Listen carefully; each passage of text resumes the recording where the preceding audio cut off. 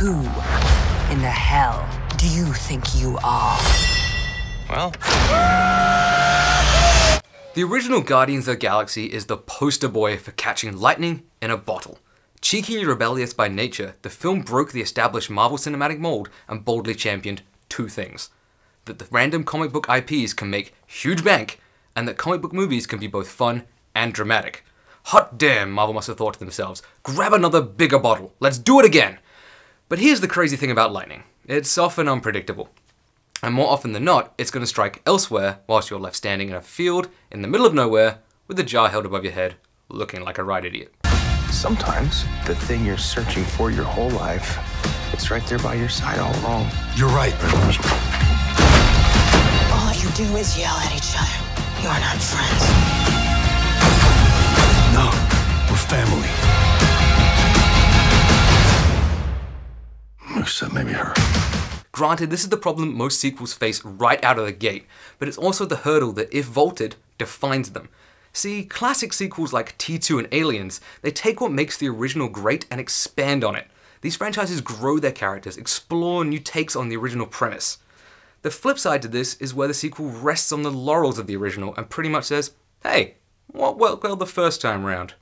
Cool, we'll do that again, but more of it. And boom, pretty much there you have the treatment for Guardians of the Galaxy 2. Literally, just more of the same. Don't push this button, because that will set off the bomb immediately and we'll all be dead. Now repeat back what I just said. I am Groot. No! No, that's the button that will kill everyone. Try again. I am Groot. Mm-hmm. I am Groot. Uh-huh. I am Groot. No! However, this time around, everything that worked organically in the first film feels like it's been isolated, rigorously focus tested, and then dialed up to 11. To this end, Guardians 2 does away with those pesky and constricting things called plot and pacing, and instead goes all in with the jokes. This is a bold move though, considering the script's hand isn't even close to a metaphorical full house. Whilst the jokes are delivered at a machine gun rate, many fall flat, and even worse, they painfully overstay their welcome. And attempting to pack in more funny, James Gunn has done away with individual nuances and made every character a straight up Kramer. But you see, Kramer isn't funny without a Jerry. The humor in the first Guardians worked so well because its wacky rebellious antics of the gang were juxtaposed by the authoritarian stability of the Nova Corps and Ronin. The humor worked by subverting expectation. It worked because we hadn't seen a cinematic ragtag band of superheroes that rebelled against the status quo yet. In Volume 2, you know it's coming. You expect it. So instead the humor attempts to be funny by straight up telling you it's funny. See how all the characters are laughing? Laugh along with them. Do it. Laugh now. She just told everyone your deepest, darkest secret. Dude, come on. I think you're overreacting a little bit. You must be so embarrassed. With such a marked tonal focus on the comedy, it's surprising that the best scenes in Guardians 2 instead come from the more quiet and understated moments.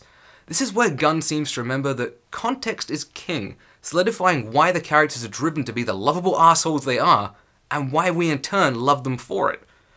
This is only compounded by how the film's plot barely carry this narrative along. Instead, it's the core theme of family that truly steps up and piggybacks the film all the way to the credit roll. Try-hard jokes and over-the-top action scenes take a back seat to the main characters, exploring the uniting issue they all have surrounding family, belonging, and identity. The standout here is easily what Gunn does with Yondu, turning a bit character from the first installment into the emotional crux of the story that hits with the same sentimental payload as the climax in the original. I'm Groot. What's that? He says, welcome to the frickin' Guardians of the Galaxy. Gunn also nails the look and sound of what you'd expect from a Guardians of the Galaxy movie.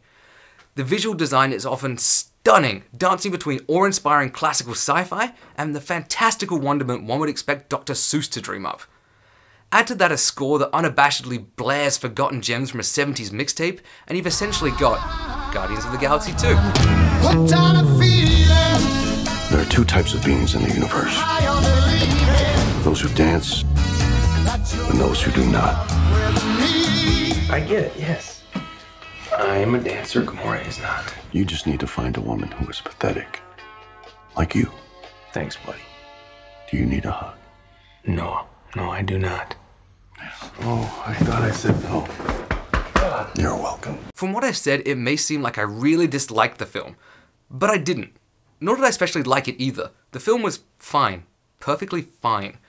But herein lies the problem. This should never have been a mediocre film. It had everything going for it. A great franchise, a rebellious and original director/writer, and a budget that could send an actual rocket to the moon. But its potential was squandered on playing it safe and giving audiences more of the same.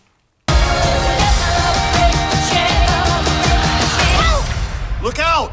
Oh, wow. I tried, guys.